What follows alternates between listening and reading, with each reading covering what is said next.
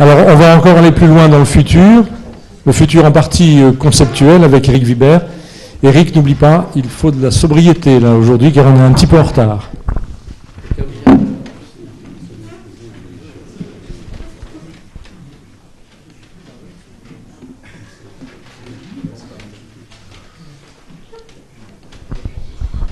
D'abord, merci pour cette invitation.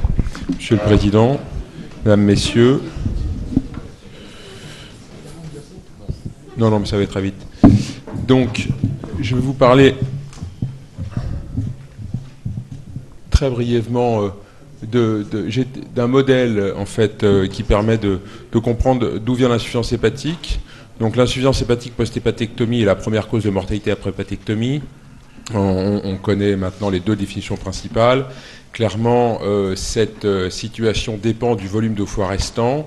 Et monsieur François-René Prévost a clairement montré qu'en dessous de 0,5% de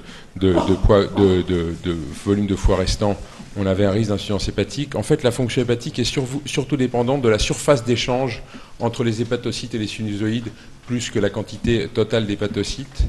Et en fait, j'ai beaucoup travaillé depuis maintenant plusieurs années sur cette grande différence qu'il y a entre l'hépatectomie majeure et l'hépatite fulminante en ce qui concerne l'insuffisance hépatique. Ici, vous avez une hépatite fulminante où il n'y a plus un hépatocyte avec un foie qui est toujours organisé au plan vasculaire. Ici, une hépatectomie majeure où finalement il y a des hépatocytes et un foie qui est totalement désorganisé.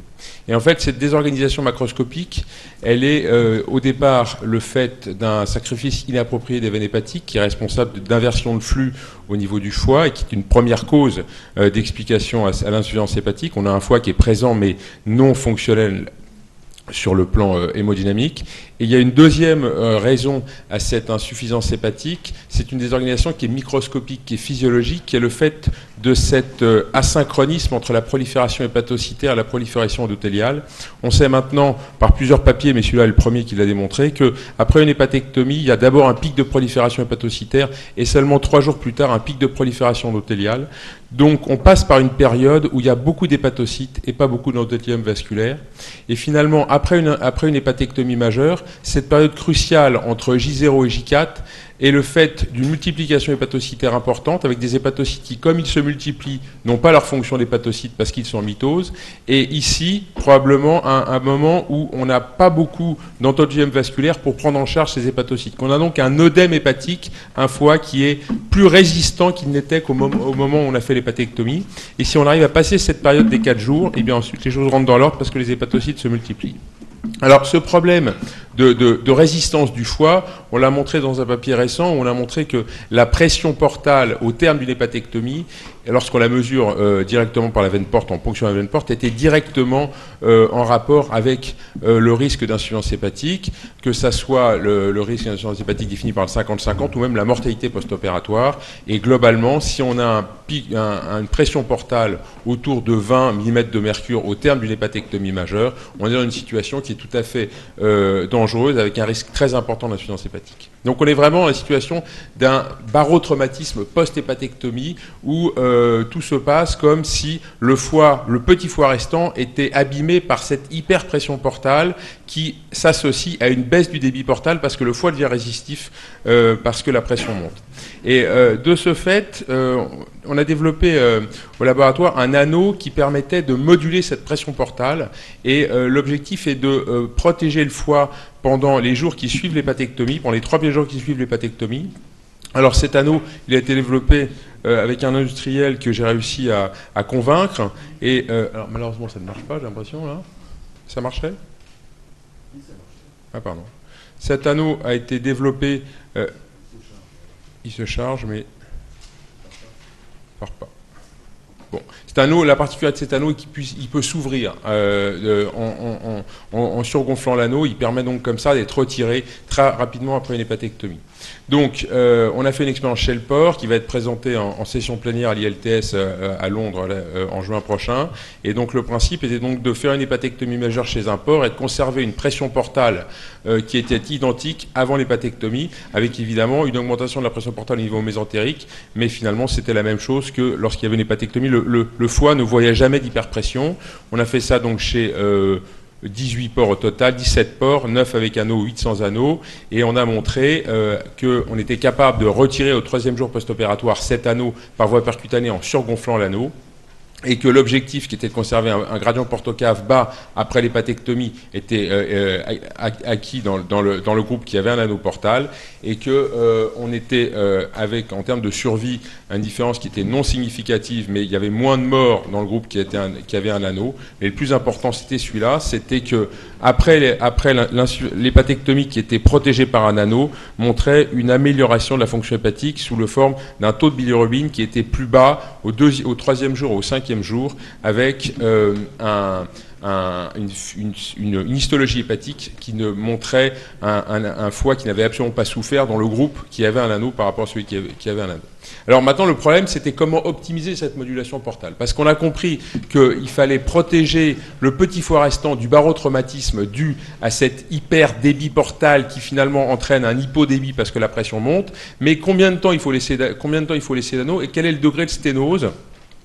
Donc j'avais besoin d'aller plus loin dans ce réglage de l'anneau, et je me suis donc tourné vers ces auteurs qui sont des auteurs allemands qui ont réussi à modéliser la régénération hépatocytaire. Et c'est vraiment dommage, ça ne marche pas, vraiment. Donc ils ont modélisé la régénération hépatocytaire avec ici la possibilité de modéliser ce qui se passe après une hépatite fulminante. Donc ce réseau fait partie d'un très gros réseau académique allemand qui consiste à modéliser le foie. Cette modélisation, en fait, on l'a importée en France et on a réussi, grâce à un ANR qui a permis de recueillir à peu près 1 million d'euros, de monter une expérience sur 42 mois dont l'objectif est de modéliser les conséquences de nos actes au niveau hémodynamique, volumétrique, fonctionnel et histologique. Donc l'exploration hémodynamique va être faite chez un porc chez qui on a fait des hépatectomies majeures. On a mesuré l'ensemble des données hémodynamiques, les débits, la pression artérielle au niveau portal, au niveau de l'artère hépatique, au niveau systémique, avec des enregistrements en continu. Et ensuite, on a fourni ces données, et on fournit ces données non pas à des docteurs, mais à des ingénieurs qui vont considérer que le foie est un circuit électrique et vont modéliser le foie comme quelque chose qui a une résistance, une capacitance, des effets inertiels, des élasticités. Et les ingénieurs de l'INRIA, qui sont donc des spécialistes de la modélisation, ont considéré le circuit électrique le plus simple qu'il pouvait y avoir, où chaque lobe correspond à une résistance, et finalement, lorsqu'on enlève un lobe, on fait augmenter la résistance, en considérant que le débit portal et le débit artériel sont fixes, et que c'est l'hépatectomie qui fait augmenter la résistance. Donc ils ont fait tourner leur modèle, et puis on a regardé ce qui se passait dans la réalité, et on s'est rendu compte que finalement la pression portale était surestimée par la modélisation, et que l'hépatectomie entraînait spontanément une baisse du débit portal après l'hépatectomie. Donc on a évoqué la possibilité d'ouverture de shunt spontanée, et donc on a reconstruit le modèle en rajoutant un shunt dans le modèle, et là on est retombé sur des choses qui correspondaient à la réalité. En tout cas, c'est la manière dont on réfléchit. Donc on construit un modèle électrique, et on rajoute des choses dans le modèle électrique pour retrouver des choses qui correspondent au réel. L'autre élément, c'est que... Alors là, j'espère vraiment que ça va marcher, parce que... Ah bah si vous savez d'où ça vient.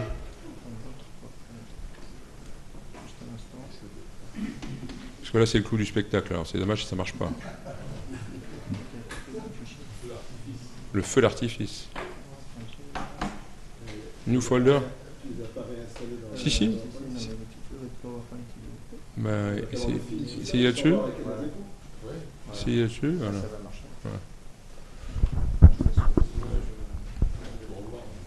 Vous n'allez pas tout revoir. Vous voulez voir l'anneau qui...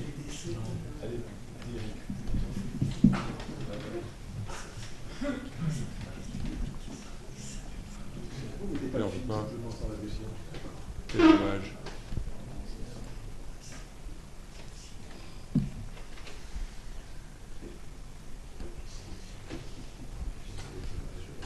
C'est terrible les Macs. Hein.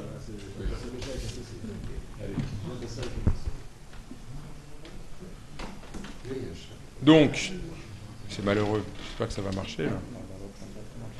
Montrez-moi. Allez, je vais montrer sur le film alors. Ah oui. Ouais, c'est un sabotage. Bon. Voilà. Donc en fait, cette image correspond à une injection de verre d'indocyanine où on va mesurer la perfusion hépatique en verre d'indocyanine et mesurer la quantité de verre d'indocyanine qui rentre dans le foie et qui sort du foie. Donc je ne sais pas si vous voyez bien.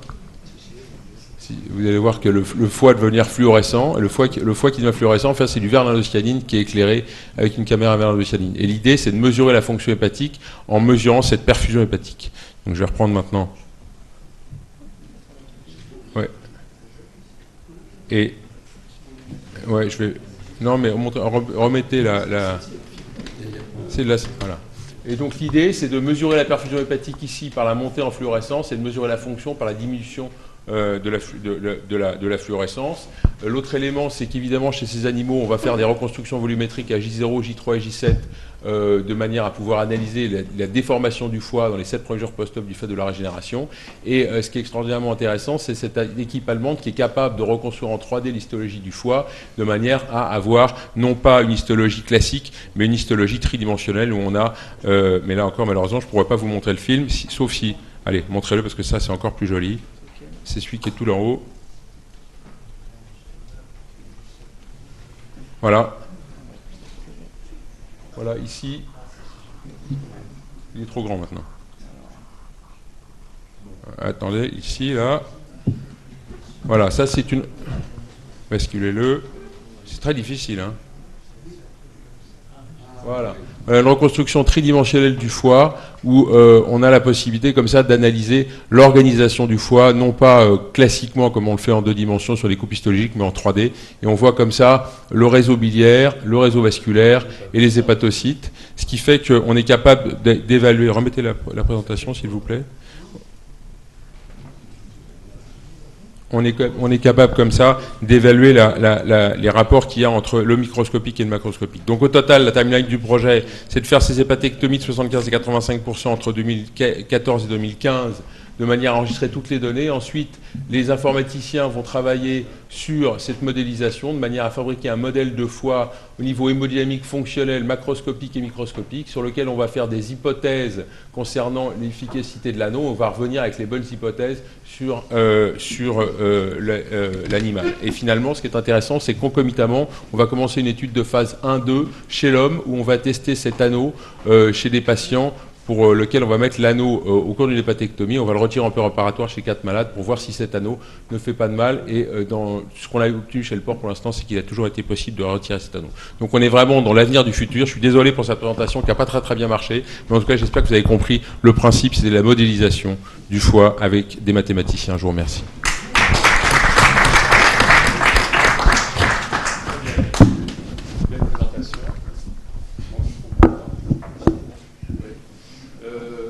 Saluer dans la salle quelqu'un qui est très discret dans le fond et qui est un monstre de la chirurgie hépatique, Claude Huguet. Et je voulais demander à Claude s'il voulait faire un commentaire sur cette présentation, puisqu'il est question de veine porte, d'éléments que tu as bien connus. Pardon de te prendre au dépourvu. Bien évidemment, je n'ai rien préparé. Je suis très admiratif du travail d'Éric Vibert. C'est très joli. J'ai de vieux souvenirs, effectivement, d'insuffisance hépatique avec une hypertension portale au décours d'hépatectomie majeure.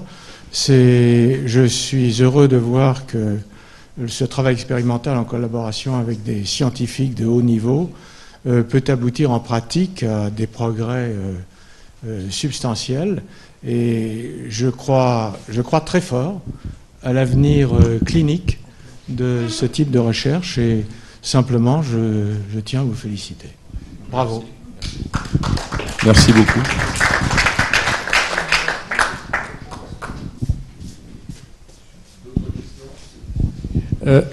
Olivier Scaton.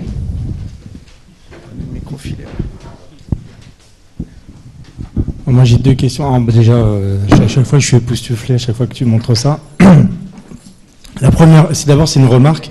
On peut remettre le principe du small for size qui a été décrit en fait en transplantation. Maintenant, on peut enfin en parler en chirurgie hépatique parce que tu viens de faire la démonstration.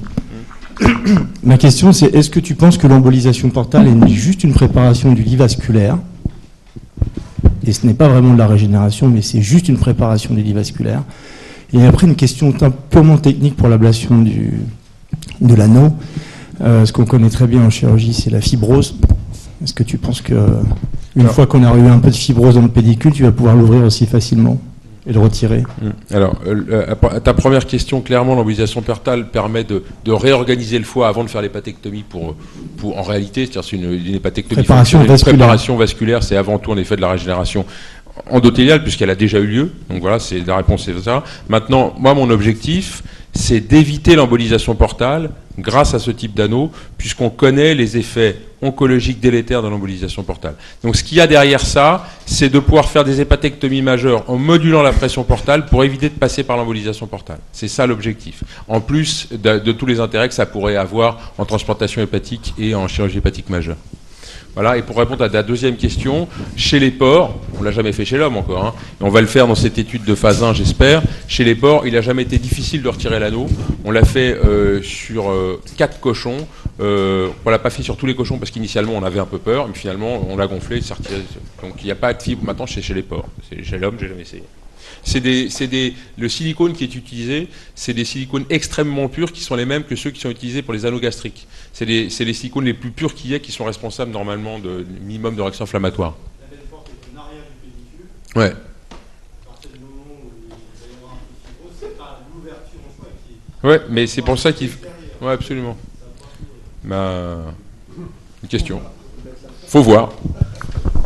Mais c'est pour ça qu'on va commencer par 4 patients chez qui on va l'ouvrir en préopératoire. Il faut le mettre dans l'axe. Il a été designé pour être mis dans l'axe. Il a été designé pour être mis dans l'axe gauche-droite. D'autres questions? Eric, je voulais te poser une question. Donc, tes travaux, il y a 2 grands axes. Il y a le problème du rapport entre le débit portal et la souffrance hépatique et les résections hépatiques, et il y a la modélisation du foie. Il y a peu d'organes viscéraux qui ont besoin de cette modélisation, c'est-à-dire qui intègrent pour le chirurgien l'anatomie et l'histologie. Il y a le rein, il y a éventuellement le pancréas, le foie bien évidemment, mais pas les autres organes digestifs. Ils sont anatomiques, point. Et donc là, la question c'est, est-ce que tu penses qu'à terme, tu pourras, un peu comme on construit une aile d'avion avec des modèles mathématiques de flux, de poids de métal, de résistivité, est-ce qu'on pourra construire des modèles, par exemple, selon la texture des foies, puisque on sait bien sûr qu'on opère des foies sains ou des foies d'hépatie chronique, mais désormais beaucoup de foies de chimiothérapie. Est-ce qu'on pourra modéliser par anticipation, par des mesures mathématiques, l'effet sur un parenchyme de la chimiothérapie? L'objectif de... Alors, l'effet sur le parenchyme de la chimiothérapie, je ne peux pas répondre à cette question. L'objectif, là, c'était d'essayer de modéliser avec un ordinateur ce qui se passe après une hépatectomie en comprenant comment le microscopique interagit avec le macroscopique. Et c'est pour ça qu'on a fait beaucoup de scanners à J0, J3, J7 et des IRM de flux aussi, pour voir comment se modifie le flux portal. Et peut-être que l'orientation des pédicules hépatiques chez un malade donné va pas donner les mêmes conséquences hémodynamiques. Donc ça, on est en train de travailler là-dessus, sur le fait que la veine porte se modifie dans l'espace lorsque le foie régénère et que ça modifie les flux. Enfin, il y a beaucoup de choses. Mais l'objectif, c'est ça. L'objectif, c'est d'être capable de prévoir ce qui va se passer. Oui, on sait déjà chez l'animal et probablement chez l'homme que pour un même volume de besoin de régénération, le malade ne régénère pas autant à droite qu'à gauche. Absolument. Pour des raisons d'architecture. Oui, absolument. Merci beaucoup, Eric.